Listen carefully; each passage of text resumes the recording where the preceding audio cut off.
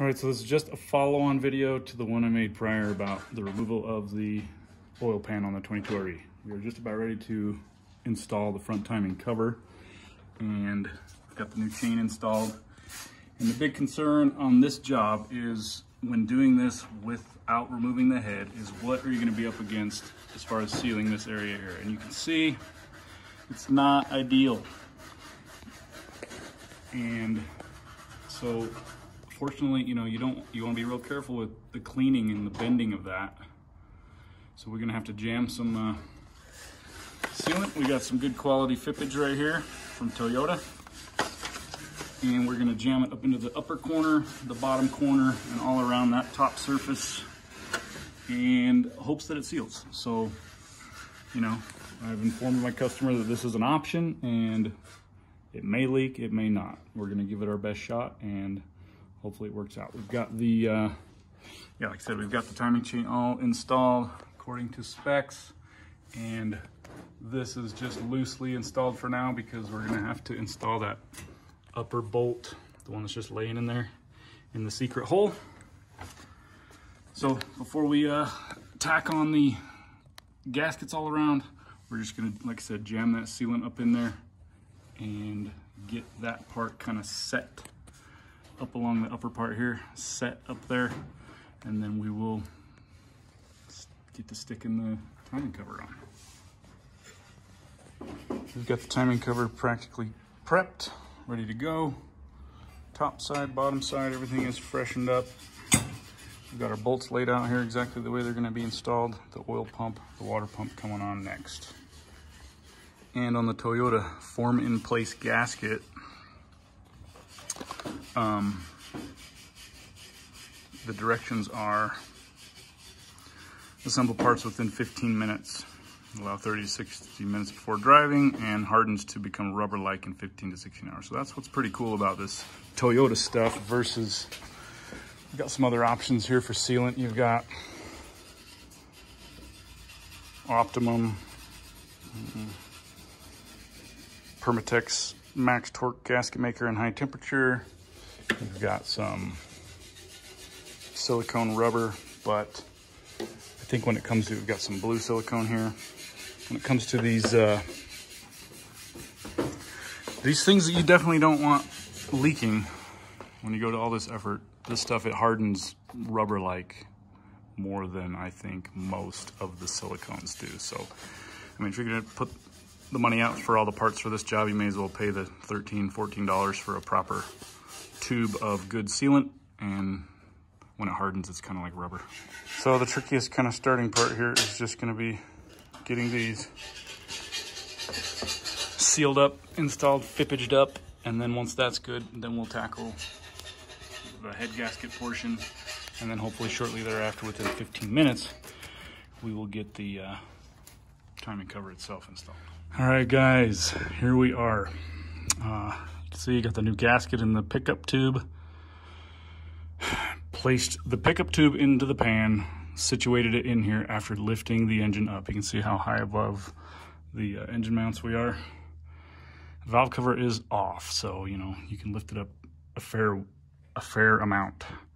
So anyway, now that I got this sucker situated, I've got a fair amount of room to work. Totally clean surfaces both on the pan and the block before I even got down here, to include brake cleaner in the holes, blast out the holes with air, wipe it all down, green pad treatment, emery cloth treatment, get it all completely dry and free and clean. So it does appear as though I'm going to have a fair amount of room to work here to lay a nice bead along the pan. I'm just going to lay a bead on the pan, and I got room to move my arms around as long as I can keep, and I'm gonna start at the back, keep everything clean this way, and get that bad boy, get a bead on it, stick it up there. There you go. It can be done, pulling the pan by lifting the block and leaving all of this all of this differential stuff attached.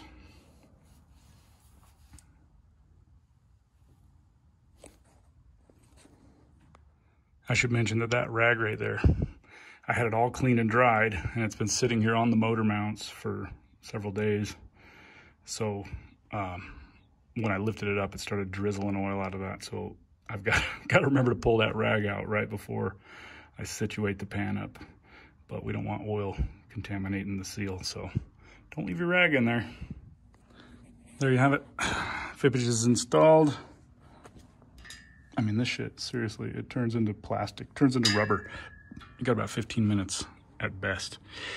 The rag is out, and it's not the most beautiful application, but given the difficulty and the circumstances, you know, it's kind of like more is better than less, I'd say.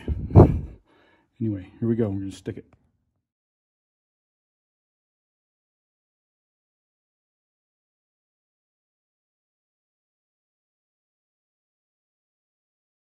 All right, got Kyler's truck all buttoned up here. I primed the oil pump, just left the ignition off and cranked it for a little bit and put the ignition back on. I'm about to fire it up for the first time. We're gonna get the thing almost up to operating temperature, and then we're gonna check those valve clearances. And then once that's done, we'll button it up one final time and then take it onto the road. So let's see how she fires up here.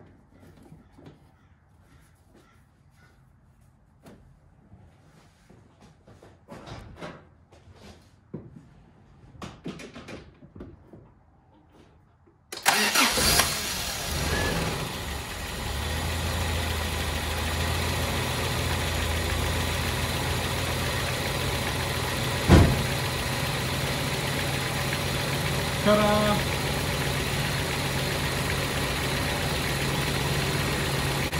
Well, I'll tell you what, that is always a relief.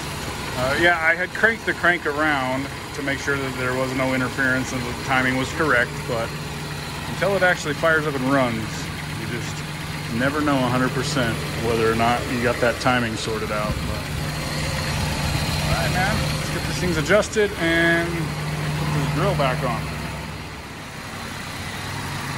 Here are the grills on, headlights are aimed. Yeah, she's running, man. And pretty freaking nice. Took her out for a 3-mile ride. All is well, gave her a nice bath underneath.